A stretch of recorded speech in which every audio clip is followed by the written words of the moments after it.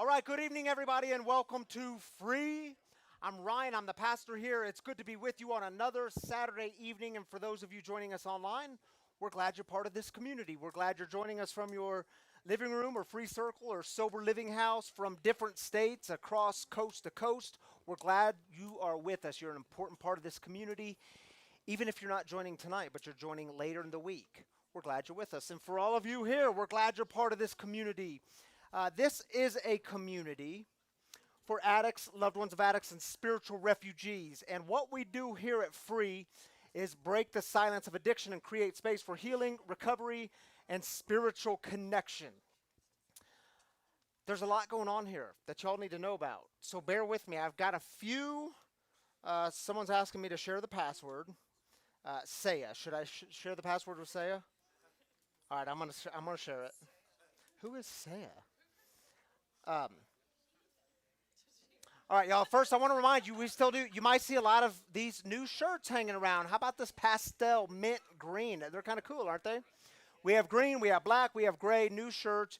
Y'all been asking for like 6 months for shirts, hats. We finally got hats in, so they're all in the back. Shirts, hats, decals. If you want decals to put on your vehicle, we have decals too. I won't show you them because they're not very cool just to look at because they're white and you can't see anything. Thank you, Matt and Amy. $10 for the decals, $25 for the shirts and hats. So go have at it.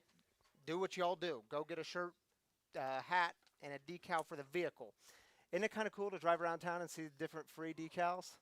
Y'all have been sending me pictures this week. You're on the highway sending me photos. Don't text and drive, though. Wait till you get home to send the photo. Derek, come on up here a minute, dude. Let me turn the mic on for you. Free Spiritual Community had a softball tournament started today. Tell us how we're doing, dude. Well, we lost the first one, but we won 2 in a row. Now we're in the semifinals in our division. Woo! Yeah. And I'm grateful for everyone on the team and the people that showed. We only had 8 players, and somehow we won 2 games. So that was an awesome thing today. So tomorrow, we're in the semis at 10:30. If you want to come to Olympic Park in Aurora, come cheer us on, say what up, be a part of this community. We would really appreciate that. It's been a long summer. It has been. 2 games every Sunday. Yeah, 2 games every been a long Sunday summer. since, like, what, March or April? January. Yeah, it feels like that. So, again, 10:30 is our first game. If we win, we play at 11:30. If we win again, we win the championship at 12:30. So, hope for the best. But please come out and support us at Olympic Park. This will be our last weekend, and it's been a cool experience. And this whole thing is all sober. Like, every team in it's in recovery. So you're going to meet a lot of people that are in recovery there, and it's another avenue of connection and joy and just awesomeness. So come check it out. Come Love hang you out guys. tomorrow. Thank you, Derek. Thanks for leading us in that, man, being our coach. All right. Also, we got Scott Mounts in the back of the house with Sober Souls and Transition Sober Living. And there's a barbecue coming up tomorrow, hosted by all different kinds of sober living communities. I asked Scott who was hosting it, and he sent me a list of about 24,000 people. So we're just saying all the sober living communities. So if you're looking for something to do after softball tomorrow from 3:30 to 8, there's going to be burgers, hot dogs, drinks. Bring a side, bring a bag of chips if you want, but they're taking care of it all outside of the side. So go hang out with a bunch of sober people. Yes, screenshot it, Brandon. Screenshot it. Thank you, Scott, for putting that on, brother. Appreciate all the work you do. Listen, I announced last week, but I want to announce it again tonight. And then next week, I don't know, in 2 weeks, you'll see a video explaining more. But she's not here tonight. Her and Aaron are off somewhere, but her name is Alyssa. Alyssa's not here, right? Yeah, Alyssa's not here. We are hiring as of September 1st. The free staff is growing. We're hiring Alyssa to be our director of free kids and family empowerment. Yeah, we can clap for this. You all know how many kids we get in here on a Saturday night. I think last week we had upwards of 20 kids here. 2 of my kids are actually at home tonight, so that helps out a little bit. But we want, and we're calling it family empowerment because we know this, and y'all know this, addiction and recovery, this affects the whole family. So we're going to be planning events, not just for kids, but for their whole families. Alyssa's got all kinds of great plans to lead our kids on Saturday night. So there's actually some spiritual formation happening. They're not just hanging out in the back and punching holes in walls and doing that kind of thing. Not that y'all do that. We love having our kids here, but we have grown into a time where we need some structure. Alyssa and I got with Danny Thursday, and we filmed a video to talk more about this. We will launch that next Saturday. I can't wait for y'all to see it. She starts September 1st, so bring your kids. Speaking of next week, here's why we're not showing it next week. Next week is rest week. Free takes 2 weeks where we don't do anything. These are different than vacation weeks, by the way. These are organizational rest weeks because we live in a culture that says do more, do more, do more, and then you can be more. And these are like everyone gets a rest. There is no Saturday night service next week, August 28th. So for those of you joining us online, we won't be here. So if you're looking, I know I'm going to get texts next week. Where are y'all at? If you come here, the doors are going to be locked. Actually, the 5 o'clock meeting will still go on, the 12-step meeting. But no service next week. We take 2, one in the summer, and then a week after Christmas. It is our rest week. So don't do anything next Saturday. How about that? Like I said, y'all, there's a lot going on. When you get back, the following Saturday, we'll wrap up this series on emotions with joy. I can't wait to do joy with y'all. It's going to be a good one. And then we're starting a new series called Faith After Doubt. It's going to be a 6-week series. It's based on the book called Faith After Doubt. We're doing a book discussion on this book. Ryan Johnston and myself will be leading this. That starts September 11th. Here's a little promo video for y'all.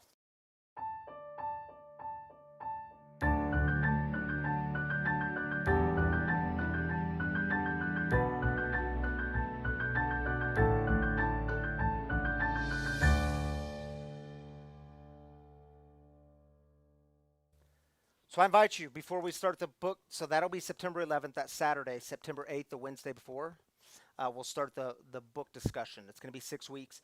Go buy this book, Faith After Doubt by Brian McLaren. I've read many, many works by Brian McLaren. I like him. I dig what he's doing, and I think you're going to dig this book. If your doubt is growing, your questions are growing, he embraces it all and gives us new categories. So 6 weeks on this book, Faith After Doubt. Get it on Amazon or wherever y'all buy books. Okay. One other thing. This is a cool thing. I mean, all of it's cool stuff, but this is a really cool thing. Where's Nicole? Oh, right in front of me. Nicole, wave your hand so people can see you. She did her letter to her addiction this week, actually over the last couple weeks. I think you celebrate a year of sobriety this week actually, on Thursday. We're not going to do Frontsies, but we're doing Frontsies.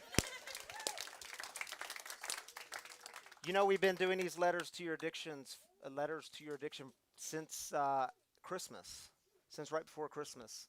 And they have spoken to a lot of people, and I can't wait for y'all to see this one. You had my wife crying at the kitchen table this morning. Thank you for that, Nicole. If you cry, just grab a Kleenex, grab your T-shirt, y'all. You might need it. But here's Nicole with her letter to her addiction. Take a look.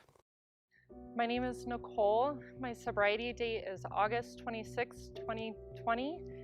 And this is my letter to my addiction. I'm sure you were always under there somewhere, but I never really thought I'd have a problem with you. My father was an addict and an alcoholic my whole life, so I knew better than to let you in. Drugs absolutely terrified me, and I was an all-around athlete growing up, so I never let alcohol get in the way of that. I was never really into partying growing up, and I'm always a little shy at first, so going out wasn't really my thing. But I will forever remember the day you showed up, the day my brother died.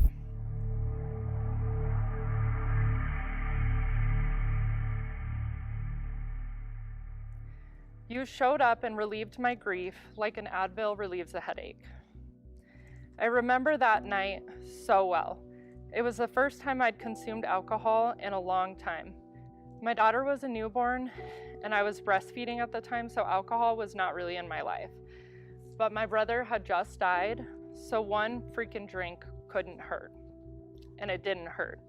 In fact, it made me feel a little bit less. That night, I drank for the first time, really ever. And for the first time in a long time, I didn't care, and I really liked not caring. I did not care that my heart was absolutely broken and I would never see my brother again. I could deal with that in the morning. I didn't care that the alcohol that I was consuming was tainting the breast milk that I'd have to feed to my daughter. I didn't care that my life was literally never going to look the same after that day. And I didn't care that I didn't care. And that was the first time I really loved alcohol. From then, I let you in my life completely, and drinking every day became my norm. For the longest time, I paid a lot of attention to my drinking, ensuring it would never get out of control. I was a hands-on parent. I attended every extracurricular activity. I was always on time for church. No one at my job knew I was a heavy drinker, and I'd never gotten a DUI. In my mind, I was great at drinking, because literally nobody knew. I'd drink if I had a great day. I'd drink if I had an awful day. I'd drink if I was going to the park. I'd drink when I was cooking dinner. But I was still showing up in life, so I didn't think that I had a problem until the hospitalization started. Severe panic attacks is what the hospital called them. There were times where I'd be in and out of the hospital 2 to 3 times a week. I knew it was from my drinking, but I didn't want to admit because I really thought that I could stop at any time. But at this point, drinking wasn't fun anymore. It was just something that I did.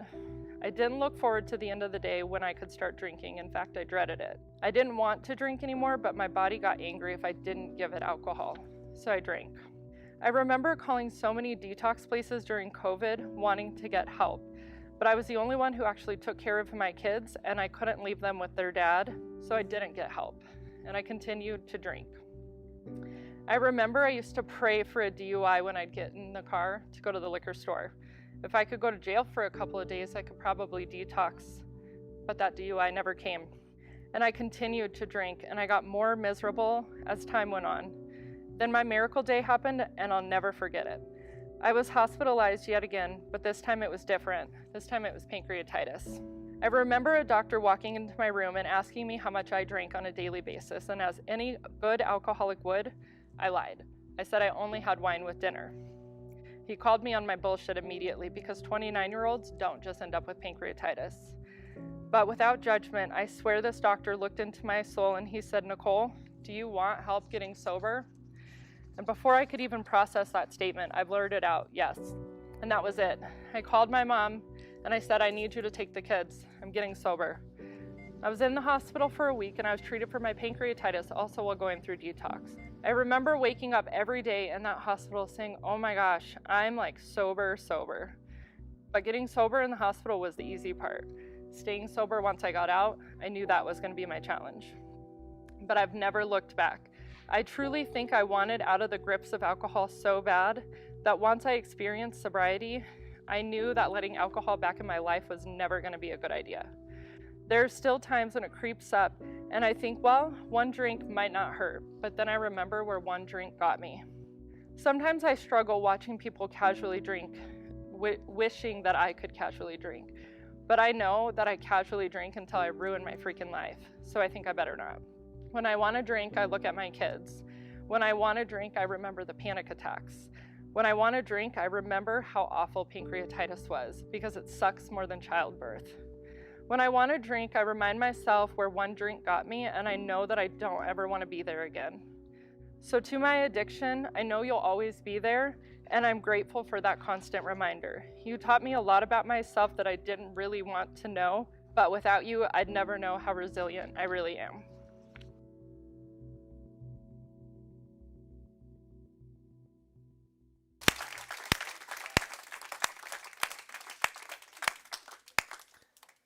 Nicole, at some point, Danny's going to come forward and tell us what that was like to film with you, because y'all don't realize what goes behind filming something like this. So I wanted people to hear from our digital content director on what that's like. And at some point, I want to hear from you, Nicole, what it was like to actually write that and then read that. Think about it. Danny, tell us what that was like for you, dude. And Yeah, what you so do. there's a big reason we do this. And let's just give her one last round of applause, because if it wasn't for people like Nicole and all the storytellers that tell their stories, it wouldn't let people in their life be able to kind of reach out and say, yeah, me too, I do have a problem. It's the brave stories. It's the people that share the places that they were and the places that they are now that impacts the lives around us.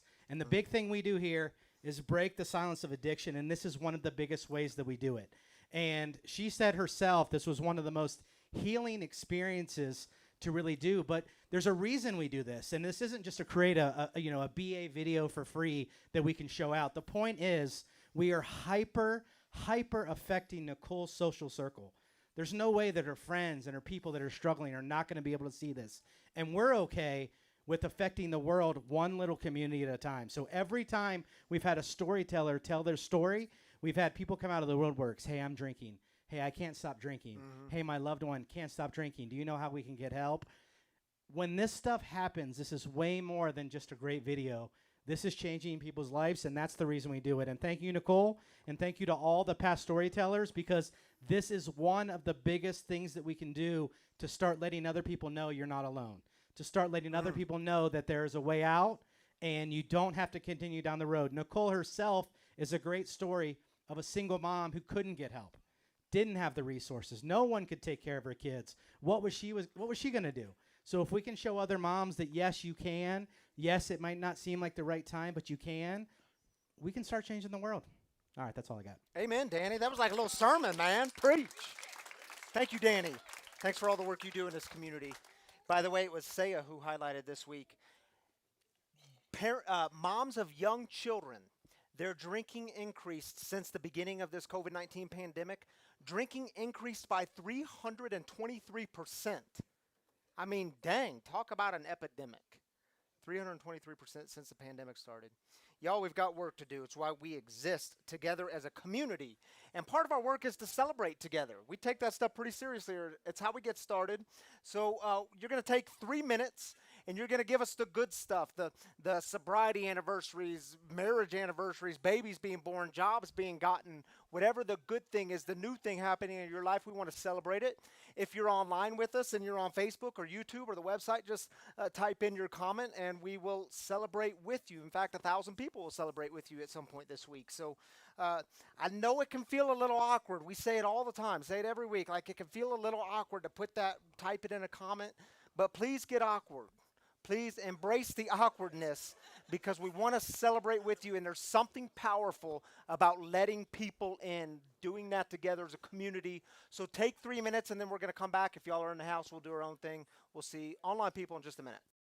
Hello world, wake me up to another good morning, time to go. Got that smile upon my face, 'cause there's excitement in the chase, this I know. Yeah, I'm going for the ride and find myself, I am alive, and I soar.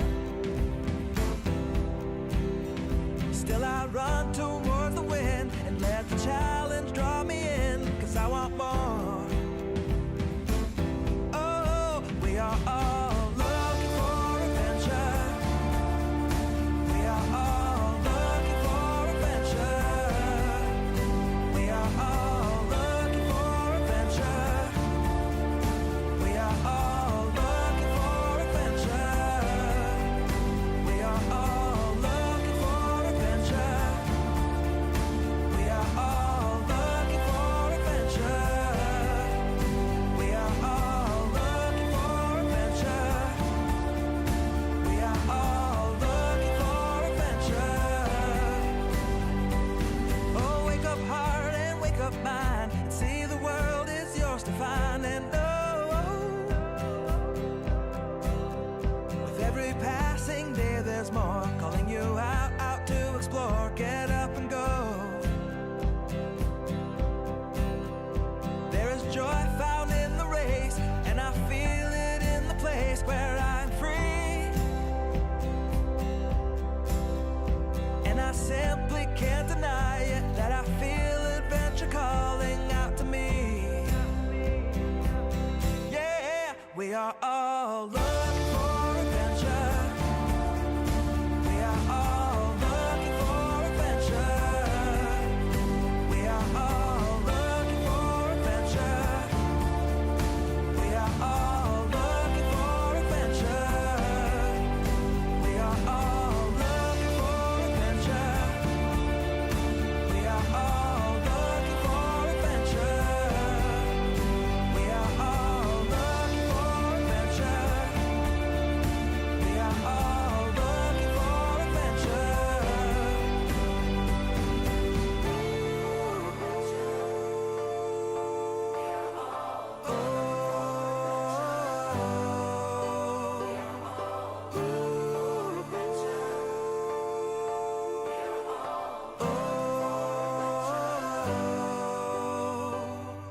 I'm living free, living free, living free, and I was meant to be.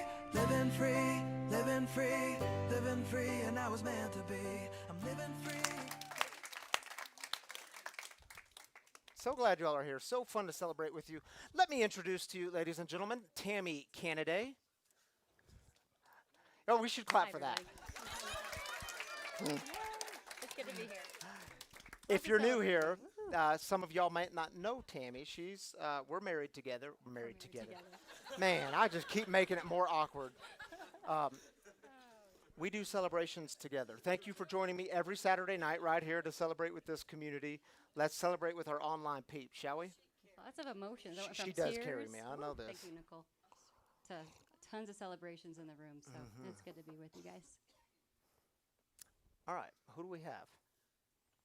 Shirley Colella says, I attended counseling for the second time ever this past week. It's been the hardest yet most healing experiences I've ever had. Not sure why I waited so long to do the hard but necessary work. All right, Thanks for Shirley. sharing that, Shirley. See, sometimes these celebrations get vulnerable, and we need to hear that to remind us we're not alone. Carrie Ann Belford, thank you for being part of this community. She says, got the job I was hoping for and completed my first 40-hour work week outside the house in 5 years. There is so much hope and recovery from mentally, physically, and spiritually conquered some serious anxiety. We're going to celebrate that with you, Carrie. Good news. Yes, thank you for sharing that with us. And MJ says, my grandson got a job, praying this is a first step.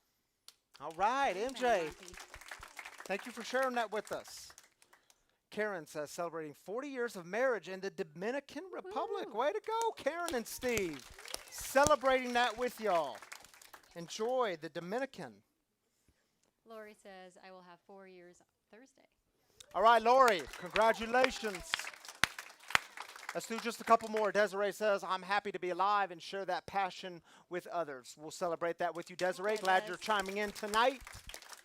And Vicky, feeling blessed for another day. We are too. Yeah, Vicky, Thanks, we'll Vicky. celebrate that with you. One more. Let's just do one more. Martha says, celebrating my first trip to Denver with Dara, meeting all of her friends and the wonderful people at Free. Love you guys. All right, Mama Martha. It was so good to have you here, Martha. You're welcome to Free anytime. Visit us again when you're back in Denver. Man, that'll make you cry, won't it? All right, y'all. I'd love to celebrate with you. And listen, if you've got more celebrations and you want to put them online, we'll celebrate with you all week long. Just because we run out of time doesn't mean you got to stop the celebrations. Keep them coming. We are in our 5th week of this series on emotions, the emotional roller coaster of recovery. This week it is resentment. Here's the video.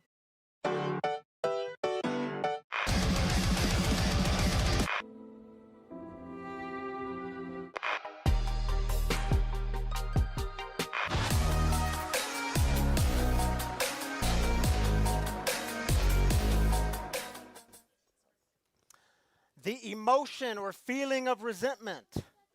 Why are we dealing with this one? Why talk about this one?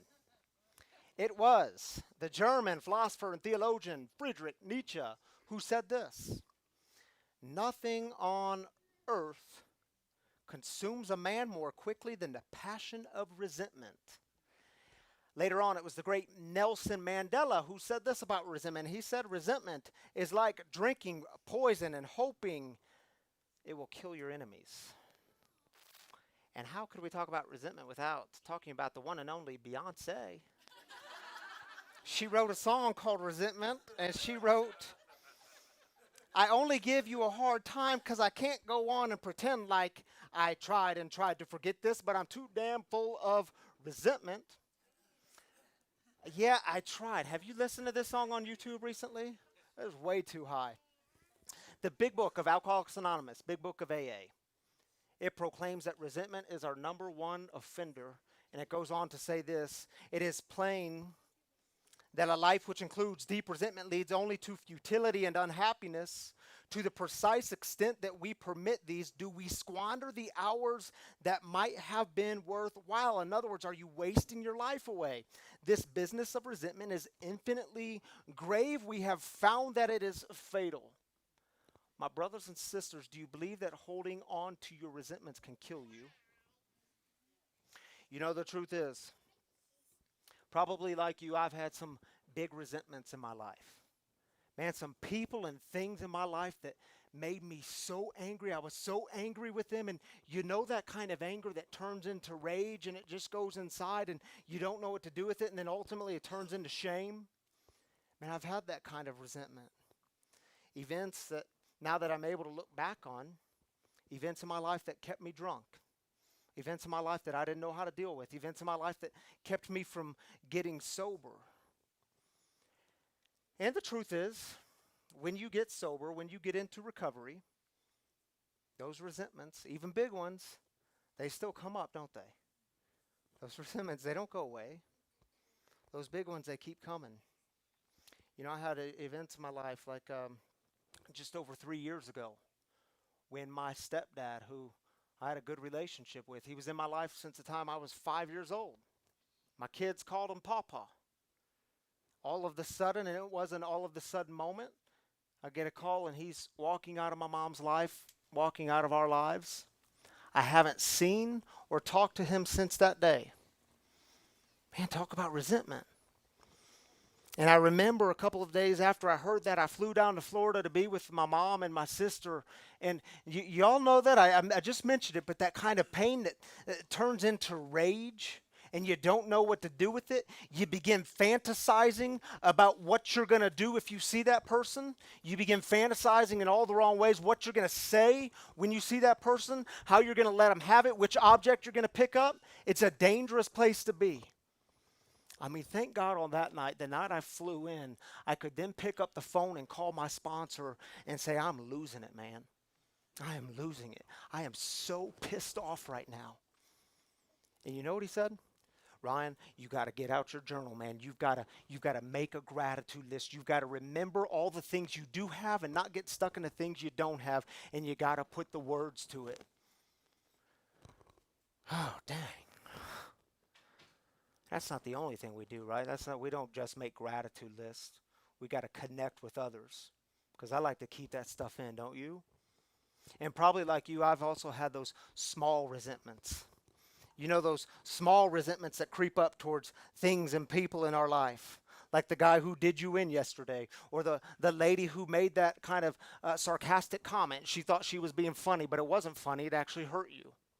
Or the lunch you went to, and you left that lunch thinking, man, that thing he said, it just didn't feel right. Nothing about it felt right. And y'all, be careful of those little ones, because those little ones are sneaky, aren't they? Because what do we say with the little ones? Those little resentments creep up and we say, man, I shouldn't be feeling that. This is a little one. I should be able to handle this, deal with this on my own. I shouldn't feel this. By the way, be careful. It is a total red flag when you are beginning to tell yourself what you should feel and not feel. And I don't need to talk to anyone about this one, because if I talk to someone about this, it's going to just make me look futile. It's going to make me look pesky. But I mean, surely I don't need to talk to anyone about this one. I can just stuff it down, and at some point it's going to go away if I ignore it long enough, right? But here's what I know. In my experience, they all, big and small, they seek the same thing. Resentments always seek to take everything from you, starting with your peace. And listen, if it's costing you your peace, it is too expensive. Resentments will always seek to take your serenity, your happiness, your spiritual center, your everything. Is it true? And by the way, talk to someone who's recently relapsed.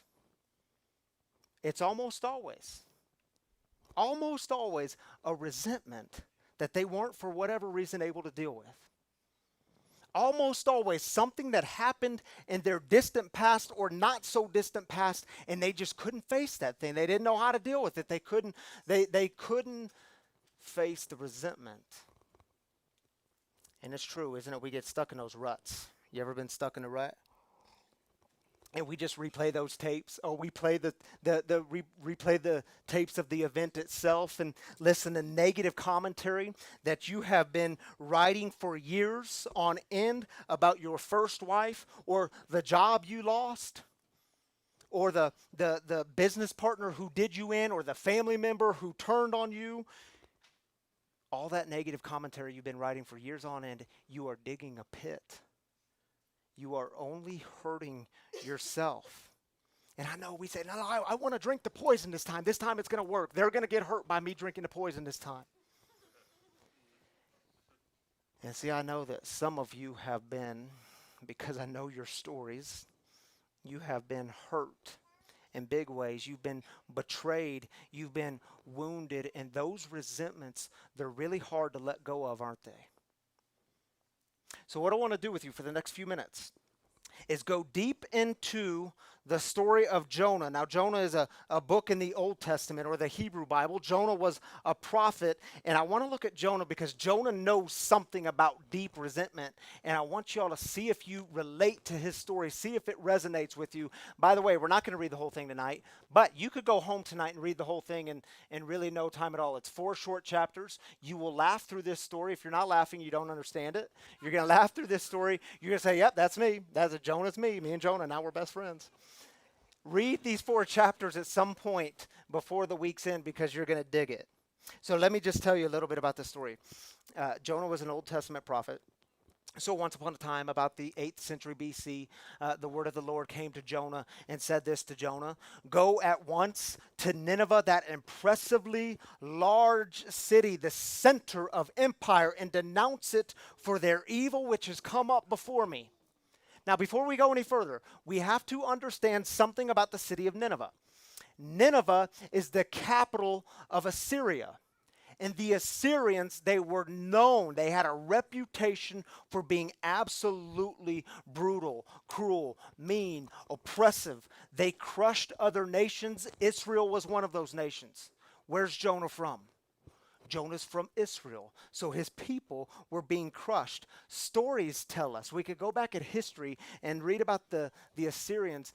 We're told that they would scorch their enemies alive and then use their skin to decorate their pyramids. Yeah, talk about a resentment. So, and I say this because Assyria is not just some nation with which Israel has a religious disagreement. These are people whose fundamental purpose in life was to destroy Jonah's people. So here we have this Israelite prophet called by God to give a message of warning and judgment to the Assyrians, to go to Nineveh, to speak with them. Jonah says, no. God, I get it. You need someone to go, but I ain't your guy. I ain't going, God. I hate those people. I'm not going to go to those people. So what's Jonah do? He gets on a boat. He flees to this city called Tarshish. It's the exact opposite direction of Nineveh. Now, he's on a boat, and a major storm hits. In the ancient world, when a major storm would hit, and if you were a sailor, your first thought is, the gods must be angry, and it's because of someone on this boat did something wrong. We got to throw someone overboard, make a sacrifice to the gods. So the people choose Jonah. Jonah, you must have done something to get the gods angry. So they pick up Jonah and they throw him overboard. Then what happens? The text tells us there's a big fish that God provided. Yeah, if you're not laughing, you don't understand the story. There's a big fish that God provided, and this fish swallows him, and he spends 3 days and 3 nights in the belly of this big fish, and then this big fish vomits Jonah out onto a beach. And guess where the beach is? A beach right near Nineveh. Now, some of you all are going to read this later tonight. Most of you will not, I get it. Some of you all are going to read it. You're thinking to yourself right now, oh, come on. He still believes this story? I mean, he still believes that people can get swallowed by a whale and then live for 3 days and 3 nights and get spit up and be still alive? I mean, come on. You still believe in fairy tales like this? Some of y'all are thinking, well, you don't believe the Bible? Well, the Bible says it. I believe it. That settles it. It's true. Listen, if we get stuck in those kinds of debates, we fail for the boring. That conversation will always be boring, because if you're on either side of that conversation, it's boring because you are missing the point that Jonah could be a light to his enemies. That Jonah, I mean, this is a story about a man facing his greatest resentments, his deepest anger and resentment. Don't miss the point. So Jonah gets spit up on the beach a second time. The Lord says to Jonah, I want you to go into Nineveh. So Jonah finally goes into Nineveh. He walks through the middle of the city, and he gives this little sermon through the middle of the city. He puts no energy into this, no effort into this, and it's 5 words in the ancient Hebrew language. And I'm guessing he said it very quietly so people wouldn't hear. He doesn't care about these people. He hates them. 5 words. We'll throw it on the screen for you. Jonah chapter 3, verse 4. Just 40 days more, and Nineveh will be overthrown, and there's silence. And immediately, the people turn to God. The people of Nineveh, they turn to God. They start fasting and grieving and sitting in ashes. Even the king of Nineveh, he's sitting in ashes. And he's encouraging everything and everyone to repent. And he says, who knows? God may see this and change his mind so that we might not die. How do you think God responded? Oh, Jonah's angry. Check it out. God saw what they were doing, that they had seized their evil behavior, so God stopped planning to destroy them, and he didn't do it. Jonah is furious and full of resentments now. This is how he responds. So I want to read this chapter with you. It's very short, just a few verses. See if you find yourself in this story. Or is it just some ancient fairy tale that's so outdated and barbaric you can't understand it? But Jonah thought this was utterly wrong, and he became angry. He prayed to the Lord, come on, Lord. Wasn't this precisely my point when I was back in my own land? This is why I fled to Tarshish earlier. Because I know that you are gracious and compassionate, God, slow to anger and abounding in love and willing not to destroy. At this point, Lord, you may as well take my life from me, because it would be better for me to die than to live and deal with this resentment. How many of y'all have felt exactly that way? Man, I'd rather die than deal with this resentment. I'd rather die than write about this resentment in a notebook. I'd rather die than talk to my sponsor about this one. I'd rather die than make amends with this person who caused so much harm. The Lord responded, Jonah, is your anger a good thing? But Jonah went out from the city and sat down east of the city. There he made himself a hut and sat under it in the shade to see what would happen to the city. God provides a bush. I'm skipping a few verses. God provides a bush. The bush dies. Jonah's got another resentment. No more shade for Jonah. God says to Jonah, is your anger about the shrub a good thing? Jonah said, yes, I'm so deep into my resentment, my anger is good, even to the point of death. But the Lord said, you pitied the shrub for which you didn't work and which you didn't raise. It grew in a night and perished in a night. By the way, this is the metaphor of what's happening to Jonah. Jonah, you're dying and you can't see it. You're perishing and you can't see it. And should I not be concerned about Nineveh, that great city in which there are more than 120,000 who can't tell their right hand from their left? Man, in other words, God says to Jonah, Jonah, shouldn't I love them too? Should I not love them too? Jonah, I mean, it's strange, isn't it? Grace and compassion is extended, and Jonah's furious. But we can understand why, right? I mean, it makes sense. And can't you imagine God saying to Jonah, really, Jonah, you want me to start withholding grace and compassion now? How's that going to turn out for you?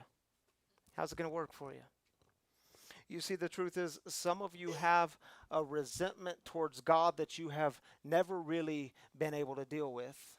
For whatever reason, you haven't been able to articulate it, face it. You think God can't handle it. Why didn't Jonah want to go to Nineveh? Because God, they've been hurting my people for decades, and you haven't done anything.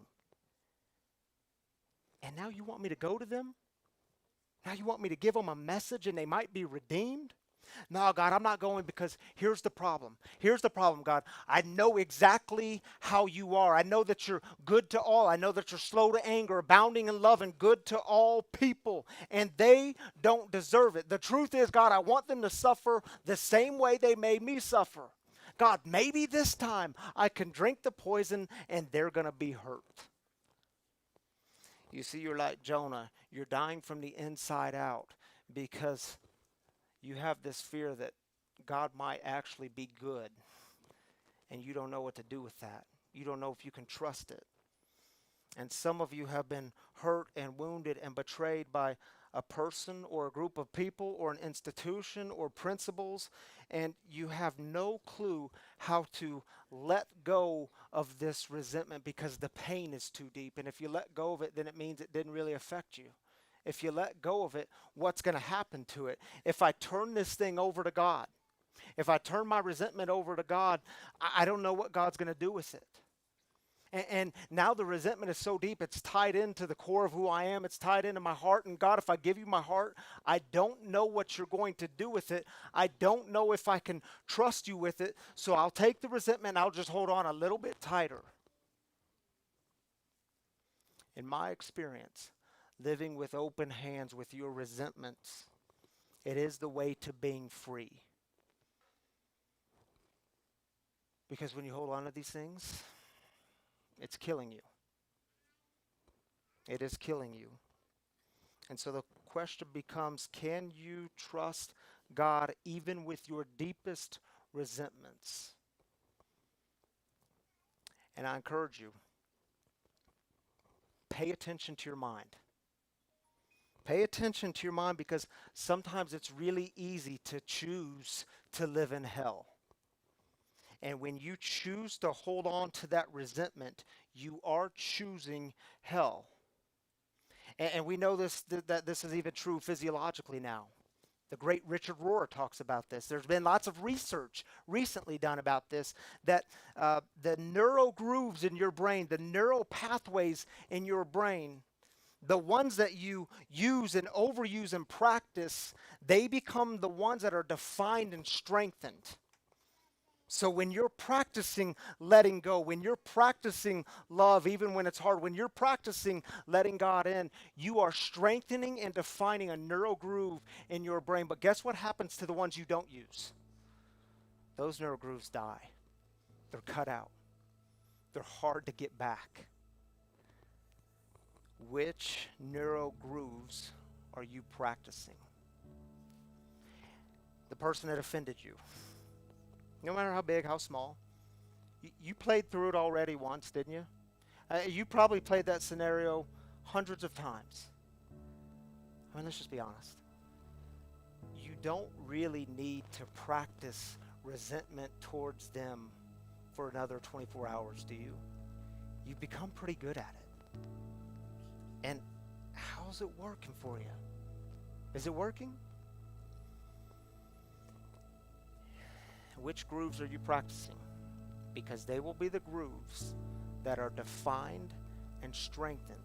And it's why you hear people say that your greatest enemies are actually your greatest friends, because they're teaching you something about what it means to live free. So I want to share this prayer with you. You know, oftentimes when I talk to my sponsor and I'm dealing with either a big resentment or a small resentment, over the years he's sent me via text the same prayer, and he'll say, Ryan, I suggest you pray this. It comes from page 552 in the big book of Alcoholics Anonymous. You must have experience with this. Yeah, if you've prayed it, you hate it, right? I hate it too. I get a resentment towards my sponsor when he sends it to me. It says this, though. Listen, if you have a resentment, please screenshot this, or go back later and screenshot it, or actually go to your book. It's on page 552. He said, in effect, if you have a resentment you want to be free of, if you will pray for the person or thing that you resent, you will be free. If you will ask in prayer for everything you want for yourself to be given to them, you will be free. Ask for their health, their prosperity, their happiness, and you will be free. Dang, I hate this prayer. Even when you don't really want it for them, and your prayers are only words and you don't mean it, go ahead and do it anyway. Don't just do it one day, but do it every day for 2 weeks and at least, and you will find you have come to mean it and to want it for them, and you will realize that where you used to feel bitterness and resentment and hatred, you now feel compassionate, understanding, and love. If you are dealing with resentment, take that challenge, 2 weeks. Because what happens is prayer has a way of opening your heart, opening your rib cage so that it can breathe again. You're letting something else in. You're forming a new neural groove in the brain. You're finding a new way because we've been given a new way. Are we using it? So y'all, I want you to take 60 seconds. Take a moment, reflect. Are there resentments in your life, big or small, that you need to be free of? Take a moment.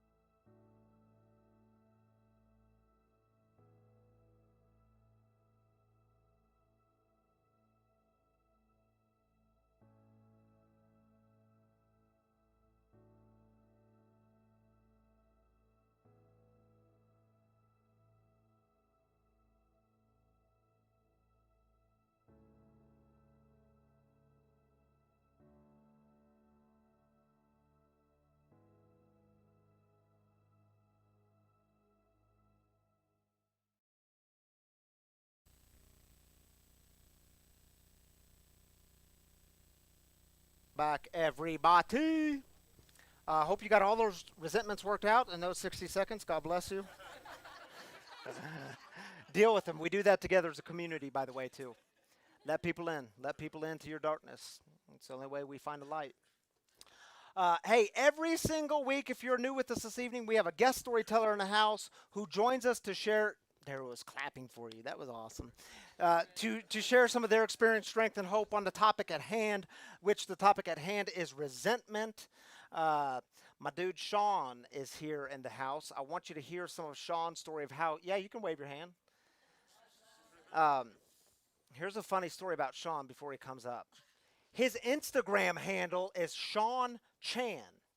So I thought he was Sean Chan. He's not Sean Chan, he's Sean McCormick. He corrected me on that, thankfully, before it was too late and we introduced you. So, ladies and gentlemen, welcome Sean McCormick to talk about how he deals with resentments in his life.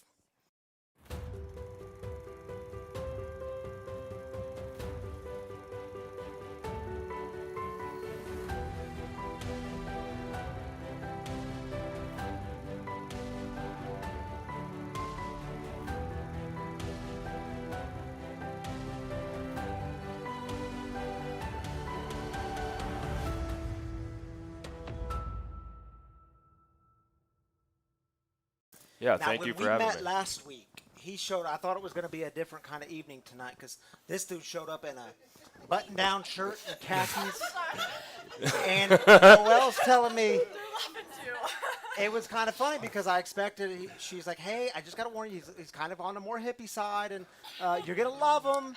And then he comes rolling in last week when we meet in khakis and a button-up. But dude, we Indeed. accept you in all shapes and forms here. Thank you. However Really you wanna appreciate dress, that. I love the shirt though. Yeah, It's thank awesome, you. dude. Awesome. All right, so let's jump into it, and I want to let people know too. Sometimes, I'm an alcoholic, a recovering alcoholic. Sometimes we can get in this community because it's the circle I run in. Like, we get a lot of alcoholics, recovering alcoholics, and that's cool. I love y'all. We need more of you. But sometimes we don't talk enough about the drug side of things, opiate addiction. In fact, I see Totally. Josh in the back. We're y'all. I can't wait to tell you about the panel discussion we're having at the end of September. We had it planned during when the first week of COVID hit, and we put it on pause because it was the first week COVID hit. So it was the first event we canceled. It's coming back. The opioid crisis, a great panel discussion. I can't wait to tell you all more about that later. But, dude, your struggle was primarily with, I wanted to say one drug, but it was like 17 of them. I did not discriminate. You to did say not the least. discriminate. Yeah, it was mainly cocaine though, for sure. That's what really broke me down to the bottom. Yeah, And we have a CA meeting here now. indeed. Indeed. So tell to just tell us a little bit about. You don't have to go deep into your addiction because I think we get it. But I want people to hear, and if you want to tell us about anything you want to say about addiction, tell us that you think is helpful. But particularly, I want people to hear, in your addiction, in your active addiction, how did you deal with resentments? Totally. Yeah. Well, during those last few months of my heavy using, it got really rough. I mean, it was the deepest, darkest hell I've ever been in, and I overdosed 3 times in 3 months, which resulted in basically acute heart attacks or acute heart failure, whatever it was. And out of those 2, I mean, it was during COVID, so I didn't go to the hospital. So like, How old were you at the time? 27. Yeah, the intake was pretty heavy, but so yeah, I mean, it got to the point where the only way that I could escape me was through drugs, and then eventually drugs just stopped working, and everything that I was running from was still there, even when I was using the drugs. And that's to the point where I was just like, I cannot do this anymore. You know, Yeah. like it's got to stop. This is a huge problem. I'm going to die. Yeah, and I Yeah. know I asked how old you were because Yeah. generally speaking, 27-year-olds aren't having heart attacks. No, it's 29-year-olds not aren't getting usual. pancreatitis. Yeah. But we have a heck of a way of lying to ourselves, don't we? Say, no, Yeah. this is normal, it's fine. Totally.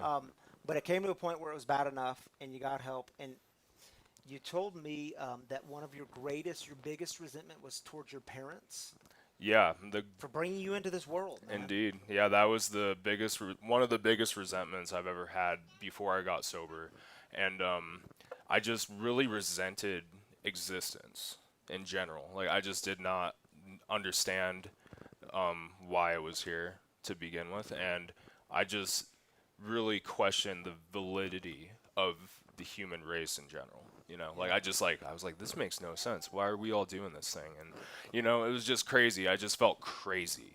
I just felt so crazy. So where did those Yeah. resentments lead you? Did it Oh, deeper in God. abuse, deeper in isolation, deeper? Where did they lead you? Just deeper out of everything. You know, it was just because the way that I handled resentments, or I didn't handle them, the way that they worked through my being, it just The way I ignored them. Yeah, the way I ignored them, basically. You know, I mean, I just was so used to just letting them be in my mind. Like I would really think about them like really hard.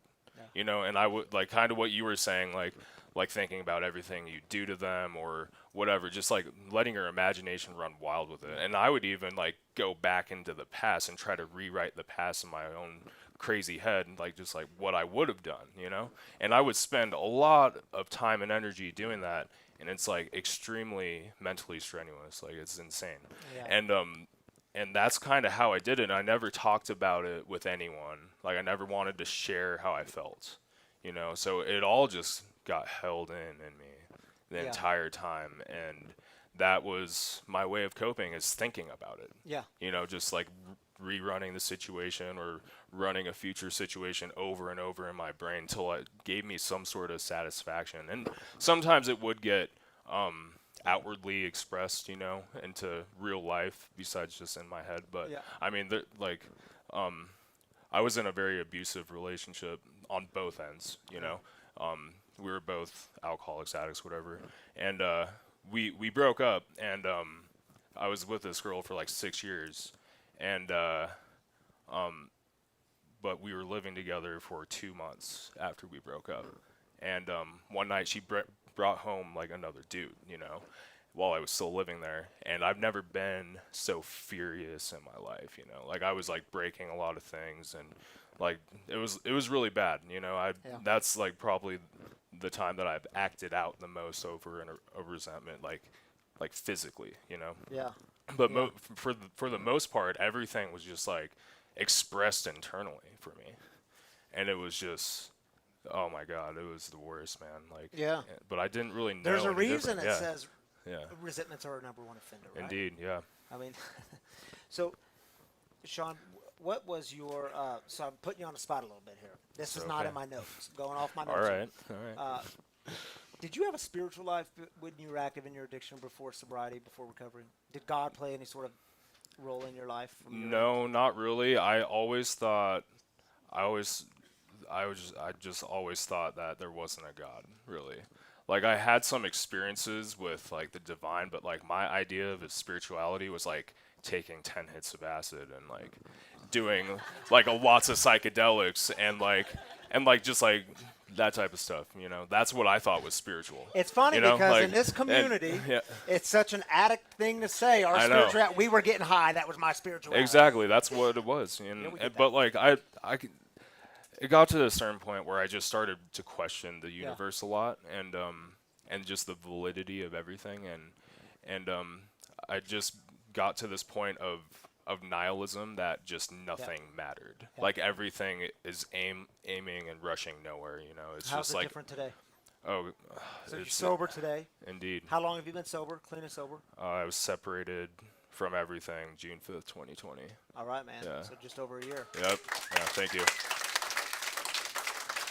Tell us, what are some of the tools you're picking up along the way to deal with these deadly resentments?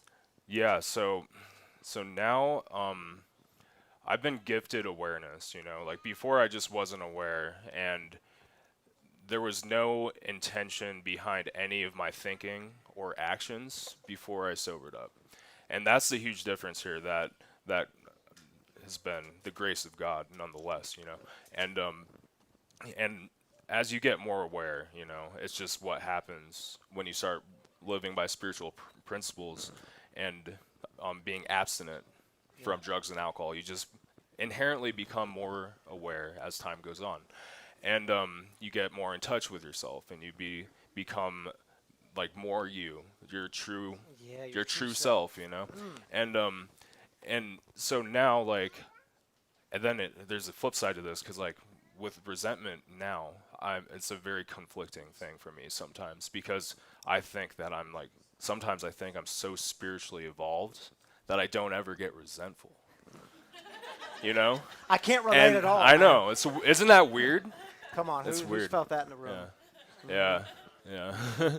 So Yeah. so that's a challenge there but what I've learned is that like if I just kind of feel that I'm blocked from God, or if my prayers aren't getting answered, or if I just feel a little off, or just Yeah. like people start to annoy me more. Yeah. That my go-to thought is like, oh, like am I holding resentment towards something or somebody right now?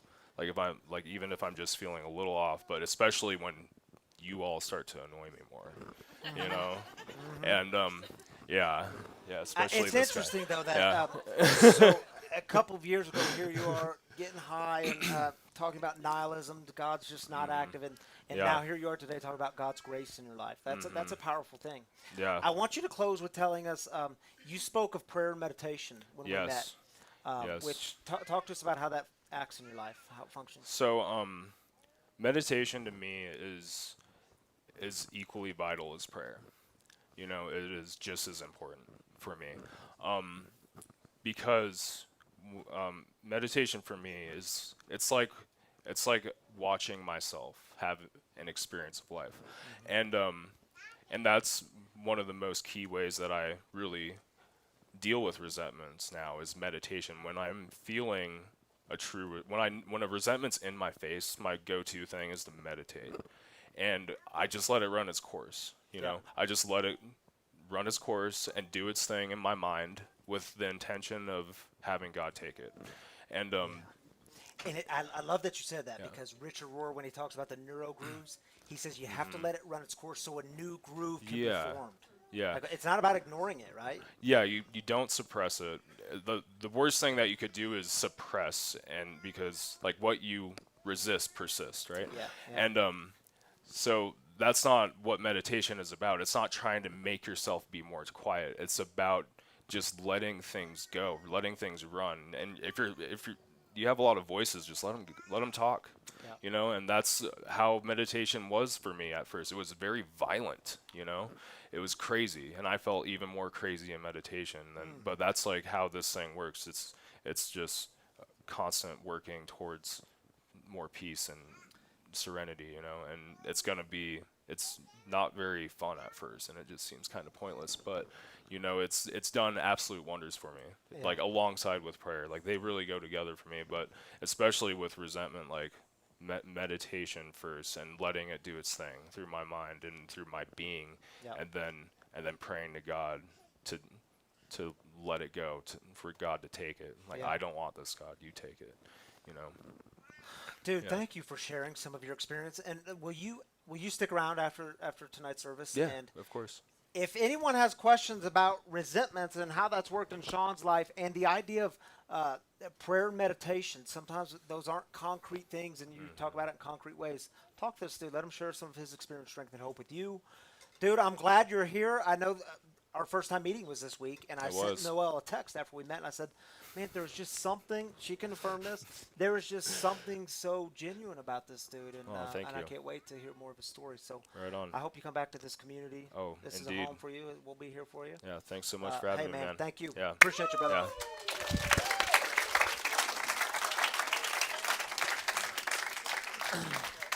Yeah, if you got questions for Sean or want to give him some hearts on Thank the you. YouTube Appreciate or it. the Facebook. Thank you. Thank you. Thanks. Yes, thank you so much, dude. And he'll be sticking around, so ask your questions to him, show him some love. And the way we end in this community, by the way, if you're new with us, we are done here by 8:15. So we don't keep you here all night. 8:15 we'll be done. But if you're new here, the way we end things, the way we close things down is just like we do with celebrations. We do with heartaches. Because what I know is some of y'all are carrying things that are too heavy. You weren't made to carry them alone. You weren't made to carry these burdens. We got to do it together. Can I tell y'all? Some of you might have seen the Facebook Live I did yesterday. I invited you all to chime in and even put your phone number in the comments. And I thought, well, maybe a couple people will. We'll see how this thing goes. My sister texted me this morning. She says, "Hey," she didn't do this because she was texting. "Hey." I just watched the Facebook Live. She said, that was a cool video. She said, is that normal for like people in your community to just like put in their names and numbers and say that that they would help? There was like over 100 people that put in their phone number. And I was like, well, this community isn't exactly normal, I would say. That's not the word I would use for these people, my people.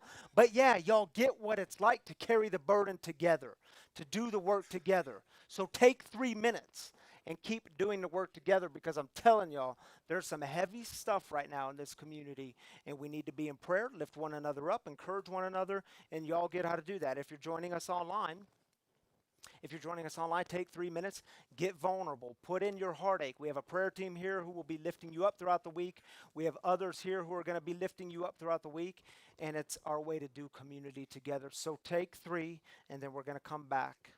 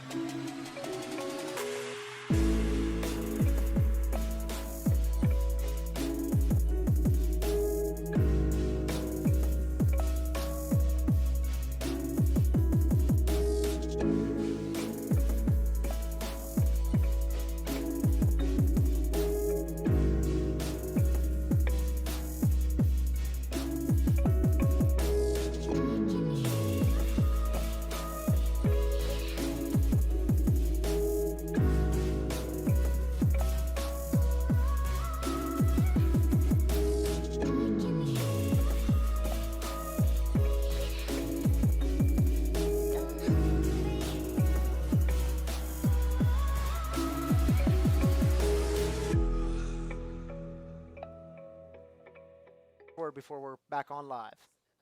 I always feel kind of bad asking the same thing every week, but I need prayers for my son. I haven't heard from him for a couple of weeks. Yeah. Prayers for Sam. Thank you for sharing that with us, Pamela. Continued prayers. All right, Tam, you going to join me up here? Or someone else? Oh, Peyton is. Peyton, part of the prayer team. What's up, brother? Come on up here, dude. You know how we do this thing. You get the first one. I'll take the second one, and we go back and forth. Wait, who takes first? You take first. All right. Mm-hmm. Go ahead. Throw me in there like that. What do we got? Can't you read that one? There you go. Tammy. Thank you for putting me up here. Prayers for our friend Courtney. Her husband and our friend Chris passed away suddenly last week. They have 2 young kids. Oh, that's Yeah. heavy. Prayers for Courtney and the whole family. Lori Freeman. She was a guest storyteller here last year. She says, "I'm doing a good job raising my. Am I doing a good job raising my grandson? Question mark. Pray every day that I'm making the right decisions, actions. I bet there's more to that, Lori. Prayers for you, and I bet you're doing better than you think. The fact And I'm that glad you're part of asking. this community. Yeah.